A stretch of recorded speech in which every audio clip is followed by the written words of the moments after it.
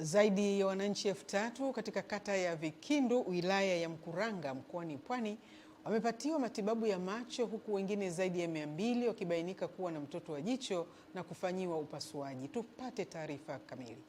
Mkurugenzi wa taasisi ya Muslim World League nchini Tanzania, Sheikh Hassan Katungunya, amesema zoezi hilo la matibabu ya macho linafanyika kwa siku 6 ambapo wagonjwa wote wanapatiwa matibabu ikiwemo upasuaji bure. Tunamshukuru sana Mwenyezi Mungu sababu huduma hii inaonekana ni ghali, inahitaji fedha nyingi.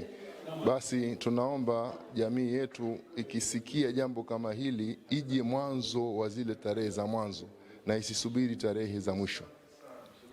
Lakini pia kwa niaba ya taasisi yetu ya Muslim World League na kwa niaba ya wananchi kwa ujumla, tunamshukuru sana kiongozi wetu Dr. Muhammad Abdul Karim Al Isa aliyeko kule Saudi Arabia katika taasisi yetu ya Rabita kwa maana Muslim World League.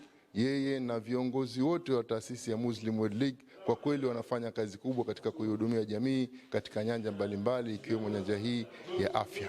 Mwakilishi wa mganga mkuu wa mkoa wa Pwani ambaye alikuwa miongoni mwa viongozi walioshuhudia kambi hiyo ya utoaji wa huduma ya macho, Daktari Tumaini Mango, amewashukuru madaktari bingwa wa macho kutoka Saudi Arabia ambao wapo nchini kwa ajili ya kutoa huduma hiyo. Tunawashukuru sana kwa kufanikisha zoezi hili na tunawaombea kwa Mwenyezi Mungu pale panapo majaliwa nao ili zoezi liwe endelevu. Tunaombea sana na pia pale labda walipotoa wazidishiwe, wazidi kutusaidia pia. I have almost seen more than 2,000 patients. So out of 2,000 we have operated more than 250. And those 2,000, out of 2,000, the rest of them we have distributed the medicine as well as the glasses for them who have needed.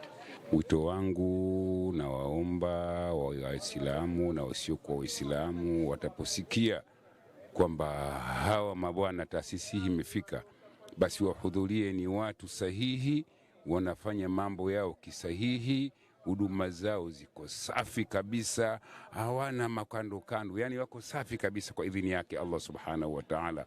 Jocelyn Zefania, Channel. Taarifa ya Jocelyn inahitimisha habari za kitaifa. Sasa ni habari